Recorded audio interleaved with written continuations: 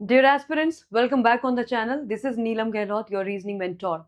आज का ये वीडियो हमारे 2027 के कैंडिडेट्स के लिए बेहद इंपॉर्टेंट होने वाला है because we are going to discuss about IBPS SO examination in detail for the 2027 candidates. क्या डिटेल्स हैं, इसके लिए प्रिपरेशन करनी क्यों है और क्या पोस्ट आती है, कौन कौन से पोस्ट के लिए आप एलिजिबल हो सकते हैं, सैलरी क्या है, प्रोफाइल क्या होगा, एग्जामिनेशन पैटर्न क्या होता है, सिलेक्शन किस बेसिस पे होता है, क्वालिफिकेशन क्या चाहिए, एलिजिबिलिटी क्राइटेरिया क्या होना चाहिए, ये सारी चीज़ें मैं आपको वन ऑन वन करके बताने वाली हूँ. तो वो सभी कैंडिडेट जो इस साल अपना ग्रेजुएशन जिन्होंने कंप्लीट किया है या आने वाले साल में जिनका ग्रेजुएशन कंप्लीट होगा, यानी कि 2027 में जो अपना ग्रेजुएशन कंप्लीट करेंगे, उन दोनों ही कैंडिडेट्स के लिए ये बेहद इंपॉर्टेंट एक वीडियो होने वाला है. तो बिना किसी देरी के शुरू करते हैं आज का ये वीडियो. नाउ सबसे पहली बात, किसी भी एग्जाम को प्रिपेयर करने के पीछे आपका मकसद क्या है, क्यों आप प्रिपेयर करना चाहते हो, उसके बड़े सिंपल एक जो बेसिक आइडिया किसी भी एग्जाम के लिए प्रिपरेशन करने के पीछे होता है वो होती है आपकी फाइनेंशियल स्टेबिलिटी, है ना. क्योंकि आप किसी एग्जाम को तैयार आप इसलिए कर रहे हो, आप उसमें मेहनत इसलिए कर रहे हैं ताकि आपको फाइनेंशियल इंडिपेंडेंस मिल सके, फाइनेंशियल स्टेबिलिटी मिल सके. कुछ की फैमिलीज उन पे डिपेंडेंट होती हैं, तो ये जॉब आपको वो सारी सिक्योरिटी देती है. तो अगर मैं वाई की बात करूं तो इसमें बहुत सारे प्लस फैक्टर्स हैं, बहुत सारे एडवांटेजेस हैं. सबसे पहले अगर हम बात करें तो ये आपकी एक सरकारी नौकरी है. सरकारी नौकरी मतलब सरकारी नौकरी से आपको कोई निकाल नहीं सकता है. यहाँ पे क्या है, ये स्टेबल गवर्नमेंट जॉब आप लोग को मिल रही है. दूसरा पॉइंट है कि फ्रेशर्स अप्लाई कर सकते हैं. बहुत सारी वैकेंसीज आती हैं जहां पे 1 साल का एक्सपीरियंस मांगा जाता है, 2 साल का एक्सपीरियंस मांगा जाता है, 3 साल का एक्सपीरियंस मांगा जाता है. इस वैकेंसी को अप्लाई करने के लिए आपका ग्रेजुएट होना कंपलसरी है, यानी कि अगर आपने कोई एक्सपीरियंस नहीं लिया है तो आप इसमें अप्लाई कर सकते हैं. तीसरा जो है डोमेन स्पेशलाइजेशन. ये जो आपका प्रोफाइल है IBPS स्पेशलिस्ट ऑफिसर, जिसको हम शॉर्ट में बोलते हैं SO, this means specialist officer. और स्पेशलिस्ट ऑफिसर का मतलब है कि आपने अपनी जो ग्रेजुएशन में पढ़ाई करी है उसी डोमेन का स्पेशलाइजेशन आपको करने को मिलेगा. यानी कि जो आपने ग्रेजुएशन में सीखा है, अपने स्किल्स एक्वायर करे हैं, पढ़ाई की है, नॉलेज गेन किया है, उसी नॉलेज को आपको इंप्लीमेंट करने का, एक्सरसाइज करने का आपको मौका मिलेगा. ये एक और इसका प्लस फैक्टर है. देन आगे बढ़ते हैं तो स्केल 1 ऑफिसर यहाँ पे आप ज्वाइन करेंगे. स्केल 1 ऑफिसर का मतलब है कि आप असिस्टेंट मैनेजर की पोस्ट पे ज्वाइन करेंगे और उसके बाद धीरे धीरे आपके प्रमोशन से आप जूनियर मैनेजमेंट ग्रेड स्केल 1 पे ज्वाइन करेंगे. जो प्रोफाइल होता है आपका असिस्टेंट मैनेजर का, सैलरी अराउंड आपको मिलेगी 75,000 की. फिर उसके आगे आपके प्रमोशंस होंगे. प्रमोशन आपके परफॉर्मेंस पे बेस्ड होते हैं, प्रमोशन आपके टाइम ड्यूरेशन पे बेस्ड होते हैं, क्योंकि टाइम ड्यूरेशन भी मैटर करता है कि इतने साल में आपको ये प्रमोशन मिलेगा. तो आप जूनियर मैनेजमेंट ग्रेड स्केल 1 से आप पहुंच सकते हैं सीनियर मैनेजमेंट ग्रेड स्केल 4 तक. ठीक है, तो ये आपका एक प्रोफाइल डेफिनेट, जैसे जैसे आपके प्रमोशन होते रहेंगे आपकी जो जॉब की सिक्योरिटी है वो बढ़ती रहेगी, साथ ही साथ आपका फाइनेंस जो है वो बढ़ता रहेगा, यानी कि सैलरी बढ़ती रहेगी, पर्क्स एंड अलाउंसेस बढ़ते रहेंगे. तो ये सारी चीजें आपके लिए बेटर से बेटर होती रहेंगी हर दिन. आगे बढ़ते हैं तो इसमें आपको ना कि केवल आपको सैलरी मिलती है, ये सैलरी ऑलमोस्ट आपकी सेव होगी, क्योंकि आपको यहाँ पे एक्सीलेंट अलाउंसेस मिलने वाले हैं, जैसे कि हाउस रेंट अलाउंस होगा, जैसे कि आपके LFC है, लीव फेयर कंसेशंस होते हैं, पर्क्स मिलेंगे आपको. तो ये सारी चीजें HRA DA वगैरह सारी चीजें आपको यहाँ पे दी जाती हैं. रिटायरमेंट बेनिफिट्स यहाँ पे इसलिए है क्योंकि इसके अंदर आपका NPS स्कीम में आपका कवरेज होगा, तो आपके वो रिटायरमेंट बेनिफिट भी साइड के साइड चल रहे होंगे. इसके साथ साथ सर्टेन जॉब वैकेंसी, बहुत सारी ऐसी वैकेंसीज होती हैं जो इस साल आई, अगले साल नहीं आई, अगले साल आई तो कब आएंगी पता नहीं. ये एक ऐसी जॉब वैकेंसी है जो सर्टेन है. IBPS अपने कैलेंडर में रिलीज कर देता है. तो IBPS का जो कैलेंडर आता है वो आता है आपका लास्ट दिसंबर में, या तो दिसंबर लास्ट में आपका कैलेंडर आ जाता है या फिर जनवरी के स्टार्टिंग में आपका कैलेंडर आता है, जिसमें IBPS अपने सभी एग्जाम जो कि PO एग्जामिनेशन है, SO एग्जामिनेशन है, RRB एग्जामिनेशन है, इन सभी एग्जाम्स के असिस्टेंट यानी कि क्लरिकल लेवल, PO लेवल और साथ ही साथ आपके SO लेवल के एग्जामिनेशन को डिक्लेयर कर देता है. और ये कैलेंडर अगर मैं 2027 की बात करूं तो 2027 के इनिशियल यानी कि जनवरी में आ जाएगा, या फिर 2026 के लास्ट यानी कि दिसंबर में ये कैलेंडर ऑलरेडी रिलीज हो जाएगा, जिसमें ये बता दिया जाएगा कि ये जॉब आपकी आने वाली है, वैकेंसी आने वाली है. और इसका एक टेंटेटिव मंथ भी आपको मिल जाएगा, यानी कि आपको क्लियर एग्जाम डेट्स भी इसी कैलेंडर के अंदर आपको क्लैरिटी मिल जाती है एग्जाम डेट की. मतलब ये इतना सर्टेन है कि अगर आप टाइमली तैयारी करना शुरू करें तो आप एक बहुत अच्छा लेवल अपना अचीव कर सकते हैं इस एग्जाम के अंदर. आगे बढ़ते नाउ, ये तो हो गया हमारा वाई. अब अगर मैं इस साल का यानी कि 2026 के कैलेंडर के साथ कंपेयर करूं तो 2026 के कैलेंडर के हिसाब से हमारा जो नोटिफिकेशन है वो आ गया है आपका जुलाई में, और उसके बाद हमारा प्रीलिम्स का एग्जामिनेशन हो रहा है अगस्त में और हमारा मेंस का एग्जामिनेशन हो रहा है नवंबर में। ये आईबीपीएस एसओ का एग्जामिनेशन इसी दौरान रहता है, क्योंकि मैं 2025 का बात करूं तो 2025 में भी अगस्त में पेपर हुआ था, नवंबर में हमारा मेंस हुआ था, ठीक है। तो उसी के बेसिस पर अगर देखा जाए तो जुलाई 2027 में आपको नोटिफिकेशन देखने को मिलेगा। प्रीलिम्स आपका एक डेढ़ महीने के गैप में प्रीलिम्स हो जाएगा और 1.5 से 2 महीने के गैप में आपका क्या हो जाएगा, आपका मेंस एग्जामिनेशन हो जाएगा। तो नोटिफिकेशन आने के बाद आपको केवल 1.5 मंथ का मैक्सिमम टाइम मिलेगा और यहाँ पे जो आपको टाइम मिलेगा वो आपको 1.5 महीने से 2 महीने तक का टाइम आपको मिलेगा। तो आप इस टाइम पे अगर डिपेंडेंट होंगे तो आपकी हालत उन सभी कैंडिडेट जैसी होगी जो हर बार सेम मिस्टेक कर देते हैं और लास्ट में बिल्कुल आके अपनी तैयारी शुरू करते हैं। वो फिर ऑब्वियस सी बात है उनकी तैयारी पूरी हो नहीं पाती उतने टाइम में। तो एटलीस्ट आप लोगों के पास ये पहले से इंफॉर्मेशन जा रही है, आप लोग ये गलती रिपीट मत करिएगा। अब कौन कौन सी पोस्ट है, कौन कौन सी प्रोफाइल है जिसके लिए आप अप्लाई कर सकते हो। ये 6 पोस्ट के लिए आपका एग्जामिनेशन कंडक्ट किया जाता है। आईबीपीएस इन 6 स्पेशलिस्ट ऑफिसर की पोस्ट निकालता है, जिसमें सबसे ज्यादा वैकेंसी निकाली जाती है जनरली आईटी ऑफिसर स्केल 1 यानी कि असिस्टेंट मैनेजर। दूसरे नंबर पे आपका लॉ ऑफिसर का आता है, तीसरे नंबर पे आपका एग्रीकल्चर फील्ड ऑफिसर आता है, चौथे नंबर पे आपका मार्केटिंग ऑफिसर, फिर एचआर पर्सनल ऑफिसर और साथ में आता है आपका राजभाषा अधिकारी। इन 6 में से आप उस पोस्ट के लिए अप्लाई करेंगे जिसको आपने ग्रेजुएशन में अपनी पढ़ाई करी है। आगे बढ़ते नाउ पार्टिसिपेटिंग बैंक, यहाँ पे 11 पब्लिक सेक्टर बैंक यानी कि 11 आपकी सरकारी बैंक इसमें पार्टिसिपेट करती हैं। अगर आप इसका एग्जाम में सेलेक्ट हो जाते तो आपको इन किसी बैंक में जाने का काम करने का मौका मिलेगा एज पर योर मेरिट। जितने आपके मार्क्स आए उसके हिसाब से यहाँ पे ये बैंक अपनी अपनी वैकेंसी जनरेट करती हैं, हर साल बताती हैं कि हमें आईटी ऑफिसर के लिए इतनी वैकेंसी चाहिए, हमें एचआर के लिए इतनी वैकेंसी चाहिए। तो इनकी टोटल वैकेंसी मिला के जो है वैकेंसीज आउट किए जाते हैं आपके ऑफिशियल नोटिफिकेशन के अंदर। ये है वो 11 पार्टिसिपेटिंग बैंक जिसके अंदर आपको काम करने का मौका मिलेगा आफ्टर सिलेक्शन। आगे बढ़ते हैं स्केल ऑफ पे। अगली जानकारी हमारी स्केल ऑफ पे, जो कि कहीं ना कहीं हमारे किसी भी एग्जाम को प्रिपरेशन करने के पीछे का जो बेस होता है, जो मोटिवेशन होता है, वो होता है आपका सैलरी। तो ये सैलरी जो है वो आपका बेसिक पे है 48,480, जो कि इंक्रीज हो के आपका 85,920 तक पहुंचेगा। इसमें आपकी पर मंथ सैलरी आपको 75,000 करीब आपके जो है अकाउंट में क्रेडिट की जाएगी, आपकी पर मंथ सैलरी। इसके साथ साथ आपको अलाउंसेस भी मिलेंगे और पर्क्स भी मिलेंगे, जो कि मैंने आपको पहले बताया। अलाउंसेस जैसे कि आपका एचआरए हो गया, आपका डीए हो गया, आपका लीव फेयर कंसेशन हो गया, ये सारे आपको अलाउंसेस मिलेंगे। इसके साथ साथ आपको एनपीएस के अंदर आपको एनरोल किया जाएगा, जिससे कि आपके रिटायरमेंट बेनिफिट्स भी आपको साथ में मिलते रहेंगे। Let's talk about the eligibility. कौन है वो एस्पिरेंट जो इसके लिए एलिजिबल है। तो देखिए, अगर मैं एज क्राइटेरिया की बात करूं तो एज क्राइटेरिया मतलब 20 से 30 साल की अगर आप एज में आते हैं तो आप इसको अप्लाई कर सकते हैं, अगर आप अनरिजर्व कैटेगरी से हैं तो। और अगर आप किसी रिजर्व कैटेगरी से आते हैं, जैसे कि एससी एसटी से आते हैं, तो 5 साल का रिलैक्सेशन मिलेगा। Other backward classes, non creamy layer 3 साल का रिलैक्सेशन है। पर्सन विद बेंचमार्क डिसेबिलिटी 10 साल का रिलैक्सेशन है। और एक सर्विसमैन या कमीशन ऑफिसर, उनको भी 5 साल का यहाँ पे रिलैक्सेशन दिया जाता है। ये एज टर्म्स में रिलैक्सेशन दिए जा रहे हैं। आगे बढ़ा जाए, एजुकेशन क्वालिफिकेशन की लिए बात करें तो क्योंकि ये अलग स्पेशलाइजेशन के लिए यहाँ पे आपका जो है सिलेक्शन होता है, तो आईटी ऑफिसर वालों का आईटी डोमेन में होना चाहिए ग्रेजुएशन, इस तरीके से होगा। तो एक बार इसको देख लेते हैं। बात की जाए अगर सबसे पहले आईटी ऑफिसर स्केल, इस प्रोफाइल के लिए अगर आपको अप्लाई करना है तो फिर आप या तो आपने बीटेक कर रखा है कंप्यूटर साइंस में, या फिर आईटी में किया, या इलेक्ट्रॉनिक्स में, या इलेक्ट्रॉनिक्स टेलीकम्युनिकेशन में, या फिर इलेक्ट्रॉनिक्स एंड कम्युनिकेशन में आपने अपनी इंजीनियरिंग करी है, या इलेक्ट्रॉनिक्स एंड इंस्ट्रूमेंटेशन में आपने अपनी जो है इंजीनियरिंग की है, तो आप अप्लाई कर सकते हैं। और अगर इसमें से कुछ भी आपके पास नहीं है, लेकिन आपने अपनी एक प्लेन ग्रेजुएशन करी है, लेकिन ग्रेजुएशन के बाद आपने DOEA बी लेवल आपने पास किया है, तो भी आप आईटी ऑफिसर स्केल 1 के लिए अप्लाई कर सकते हैं। दूसरा प्रोफाइल आता है हमारा लॉ ऑफिसर का। लॉ ऑफिसर के अप्लाई करने के लिए आपके पास एलएलबी की डिग्री होनी चाहिए, आपने एलएलबी किया हो। एलएलबी करे होने के साथ साथ you should be enrolled as an advocate in bar council, तो आपका बार काउंसिल में एज एन एडवोकेट आपका एनरोलमेंट हो जाना चाहिए बाय द टाइम आपकी वैकेंसी ये रिलीज होगी। एग्रीकल्चर फील्ड ऑफिसर की बात करें तो उनके पास 4 साल का ग्रेजुएशन डिग्री होना चाहिए, या तो एग्रीकल्चर में, या हॉर्टिकल्चर में, या फूड टेक्नोलॉजी में, या एग्रीकल्चर इंजीनियरिंग में, या फिर कॉरस्पॉन्डिंग या इसी से मिलते जुलते जो फील्ड्स होते हैं उसमें आपके पास 4 साल का अगर डिग्री है तो आप एएफओ के लिए अप्लाई कर पाएंगे।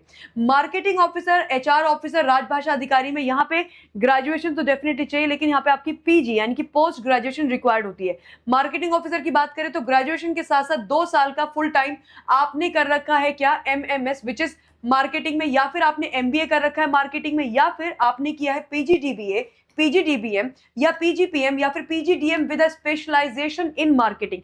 तो अगर आप इसमें से कोई भी क्राइटेरिया फुलफिल करते हैं एजुकेशन बेसिस पे तो आप इसको अप्लाई कर सकते हैं। एचआर ऑफिसर के लिए आपके ग्रेजुएशन के साथ साथ 2 साल का फुल टाइम पीजी डिग्री आपके पास होनी चाहिए, वो कोई भी पीजी डिग्री होगी चलेगी। या फिर आपने डिप्लोमा किया है पर्सनल मैनेजमेंट में या इंडस्ट्रियल रिलेशन में या एचआर में या एचआरडी में या फिर सोशल वर्क में या फिर लेबर लॉज में आपने अपना डिप्लोमा जो है कर रखा है, तो ये आपके पास आपका क्राइटेरिया है एजुकेशन क्वालिफिकेशन का। राजभाषा अधिकारी वालों के लिए उनका पोस्ट ग्रेजुएशन अगर हिंदी और इंग्लिश में उन्होंने अगर अपनी पोस्ट ग्रेजुएशन कर रखी है तो या तो आपने पोस्ट ग्रेजुएशन इन हिंदी किया है जिसमें कि आपका इंग्लिश जो था वो सब्जेक्ट था ग्रेजुएशन लेवल पे, तो आप अप्लाई कर सकते हैं। या फिर आपने अपनी पोस्ट ग्रेजुएशन संस्कृत में कर रखी है लेकिन इंग्लिश और हिंदी आपके सब्जेक्ट थे ग्रेजुएशन लेवल पे, तो आप राजभाषा अधिकारी के लिए अप्लाई कर सकते हैं। आगे बढ़ेंगे तो बात कर लेते हैं इसके रिक्रूटमेंट और सिलेक्शन प्रोसेस के बारे में। तो यहाँ पे 3 स्टेजेस में आपको अपने आप को गो थ्रू करना पड़ेगा। पहला स्टेज है आपका प्रीलिम्स का स्टेज आपको केवल क्वालिफाई करना है, इसके मार्क्स फाइनल मेरिट के लिए नहीं लिए जाते हैं, लेकिन प्रीलिम्स को आपको सेक्शन वाइज एंड ओवरऑल दोनों तरीके से क्वालिफाई करना होगा। 125 नंबर का टोटल आपका ये पेपर बनता है।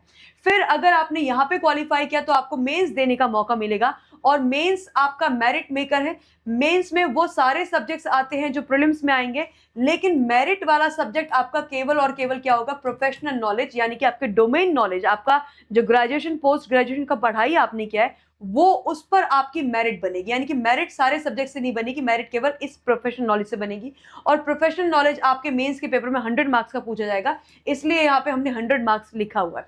फिर आता है आपका इंटरव्यू स्टेज, ये भी आपके मेरिट में काउंट होगा और 100 नंबर का इंटरव्यू आपका होता है जिसको क्वालिफाई करना जरूरी है। ज्यादा नंबर लाएंगे वो अच्छा ही है, मेरिट में उतने नंबर चढ़ेंगे, लेकिन इसको क्वालिफाई करना मैंडेटरी होता है। आगे बढ़ते हैं, अगर मैं आपसे बात करूं इंटरव्यू मार्क्स की तो 100 नंबर का आपका इंटरव्यू कंडक्ट करवाया जाएगा। इसके भी मिनिमम क्वालिफाइंग मार्क्स आपको सिक्योर करने हैं। तो minimum qualifying marks in interview will be 40%, मतलब कम से कम 40% लेकर आना है। अगर आप अनरिजर्व कैटेगरी या ईडब्ल्यूएस कैटेगरी के अगर आप हैं तो कम से कम 40%, तो 100 का 40% यानी कि 40% मार्क्स आप पाएंगे तब आपका इंटरव्यू क्वालिफाइड माना जाएगा। वहीं पे जो हमारी रिजर्व कैटेगरीज है उनको 35% मार्क्स लाना अनिवार्य है, जरूरी है। अब आगे बढ़ते हैं, जो हमारा फाइनल सिलेक्शन होगा, फाइनल सिलेक्शन आपका जो होगा वो होगा आपके मेंस और इंटरव्यू के मार्क्स को मिला के। मेंस जो कि आपका 100 मार्क्स का होगा, प्रोफेशनल नॉलेज का पेपर इसमें 100 मार्क्स का होगा, और इंटरव्यू भी आपका 100 नंबर का होगा। इसके 100 नंबर का 80% वेटेज लिया जाएगा और इंटरव्यू के 100 नंबर का 20% वेटेज लिया जाएगा। 80:20 के रेशियो में आपका मेंस और इंटरव्यू जो है डिवाइड किया जाएगा और फाइनल सिलेक्शन जो है वो आपका होगा 100 मार्क्स में से। फाइनल सिलेक्शन किससे होगा, आपका 100 मार्क्स से होगा। आई होप आपको अच्छे से क्लैरिटी मिल गई होगी। आगे बढ़ते हैं, let's talk about the prelims examination.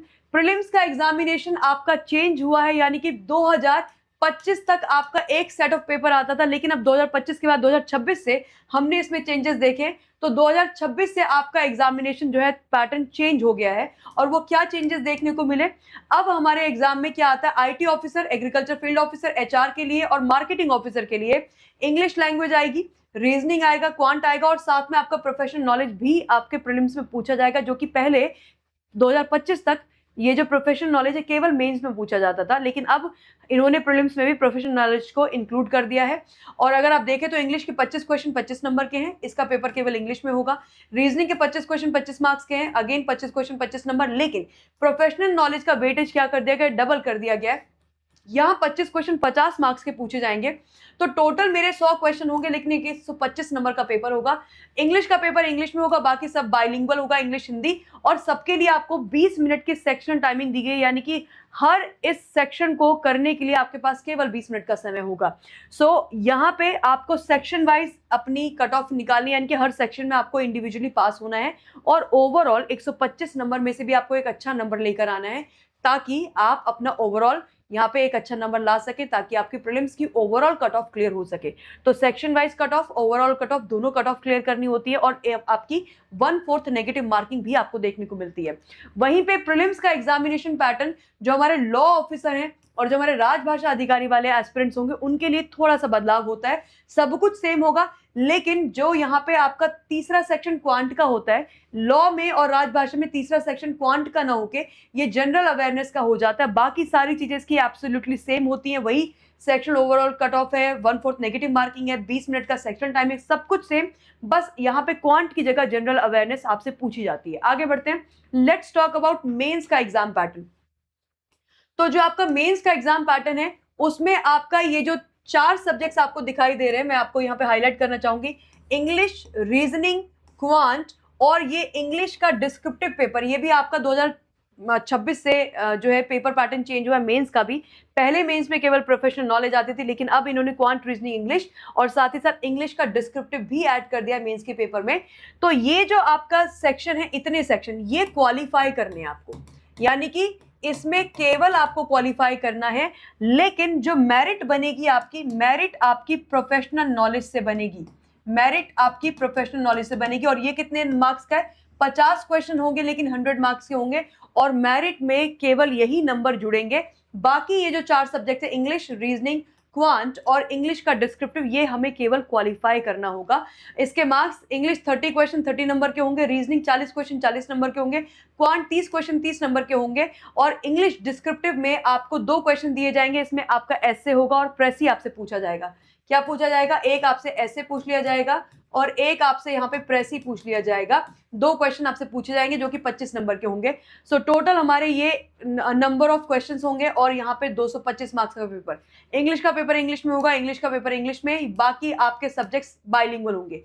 English solve करने के लिए 25 मिनट का टाइम है, रीजनिंग के लिए 35 मिनट्स का टाइम है, देन क्वांट के लिए 25 मिनट का टाइम है और अगेन प्रोफेशनल नॉलेज के लिए 40 मिनट का टाइम है। तो टोटल आपके पास ये सेक्शनल टाइमिंग दी हुई है। मेंस में भी आपको सेक्शनल कट ऑफ निकालनी है, जैसा कि मैंने बताया कि बाकी सेक्शन को आपको क्वालिफाई करना है, लेकिन क्वालिफाई करने का मतलब है कि इनकी आपको bare minimum sectional cut off निकालनी पड़ेगी और ओवरऑल कट ऑफ तो आपको निकालनी ही है। और आपको प्रोफेशनल नॉलेज में अच्छा स्कोर करना है, ताकि आप जो 100 नंबर का प्रोफेशनल नॉलेज आपका जुड़ेगा आपकी मेरिट में, तो वहां पे आपके मार्क्स अच्छे होने चाहिए। 1/4 नेगेटिव मार्किंग आपको यहाँ पर भी देखने को मिलेगी। वहीं पे अगर मैं बात कर दूं लॉ ऑफिसर के एग्जाम की, ये जो है ये आपका आईटी के लिए है, क्योंकि आईटी का पेपर, एएफओ का पेपर और साथ में एचआर का पेपर, मार्केटिंग का पेपर और आपका आईटी, एएफओ, एचआर, मार्केटिंग, इन सब का पेपर सेम होता है। वहीं पे अगर बात की जाए आपके लॉ ऑफिसर के एग्जाम की, तो लॉ ऑफिसर में सब कुछ सेम होगा, सब कुछ सेम है जैसा कि आप देख रहे हैं। बस यहाँ पे क्वांट की जगह यहाँ पे जनरल अवेयरनेस आ जाएगा, जैसे कि प्रीलिम्स में भी होता है कि क्वांट की जगह जनरल अवेयरनेस आता है लॉ ऑफिसर के एग्जामिनेशन में। तो ये है हमारा मेंस का examination, section overall cut off and 1/4 negative marking आपको देखने को मिल ही रही है।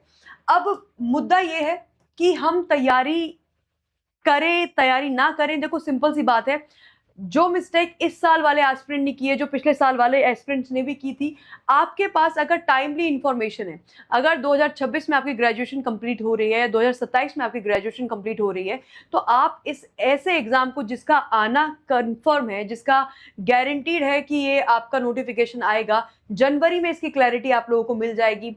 आपको ये भी पता चल जाएगा कि आपका एग्जामिनेशन कब, कौन से मंथ में होने वाला है। इतनी सारी क्लैरिटी होने के साथ आप अगर इस तरह की गवर्नमेंट जॉब को सिक्योर करना चाहते हैं, इसमें आप सफल होना चाहते हैं, तो I think you must and you should start preparing.